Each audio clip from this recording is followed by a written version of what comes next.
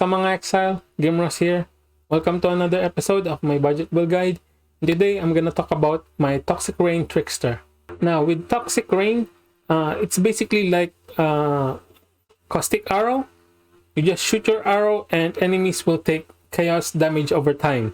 And the difference between them is with Toxic Rain, as you can see, you will spawn pods, and each of these pods will deal this amount of chaos damage per second.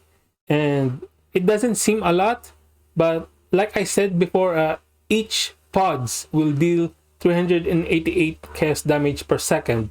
So if you have a lot of pods, you will deal a lot of damage. And yeah, that's basically how Toxic Rain works. So yeah, let's just begin our guide. So first I'm gonna talk about my unique gears. So first is this Carcass Jack, which gives you lots of life and lots of area of effect and increase air damage. And also I'm using this Essence Form and Set Ring, which gives your Socketed Aura Gem +2 to level, and the Socketed Aura Gem will reserve no mana. And lastly is this at Series Step, which basically I'm using this because of the high increase evasion rating and 15% chance to dodge spell hits. And yeah, those are my unique gears. And for the rare gears, first I'm gonna talk about this bow. For the bow, just look for 6 link with high attack speed and at least +2 to level of Socketed Bow Gems, and also an open prefix, so you can craft this chaos damage over time multiplier. But if you have more currency, you can buy a better bow than mine and look for at least 3 to 4 plus level Socketed Bow Gems, and of course the increased attack speed and chaos damage over time multiplier, and Socketed Gem skill will deal more attack damage. And yeah, and for the Quiver, I forgot to buy a better Quiver, and for the Quiver just look for increased attack speed and increased damage over time multiplier. And yeah, for the rest of my rare gears, just look for high life, high resistances, and a little bit of strength, and lots of intelligence for your gem requirements. And for this amulet, I anointed this with corruption, which increase your chaos damage and effect of wither. And for this, you're gonna need 1 crimson oil and 2 black oils.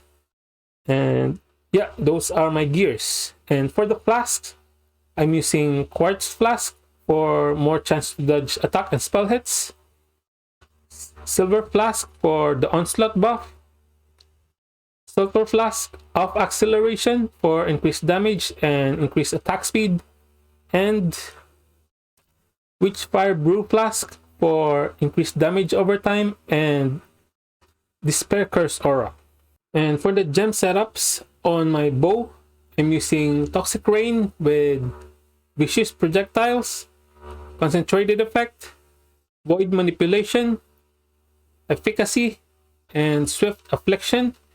And on my helmet, I'm using custom damages taken, immortal call, summon lightning golem, and clarity. On my body armor, you don't need to buy 4 socketed Carcass Jack. 4 sockets will do, and you can use smoke mine, despair, blood rage, and increased duration. And since mine has 6 sockets, I added efficacy and second wind. And on my essence form, I'm using malevolence. On my gloves, I'm using wither with spell totem, multiple totems, and faster casting. And lastly, on my boots, I'm using increased duration, ball haste, ball blight, and summon skitterbots. For the Pantheon, I'm using Soul of the Brine King for the 2-second stun immunity, and Soul of Garokan for more chance to evade and increase movement speed.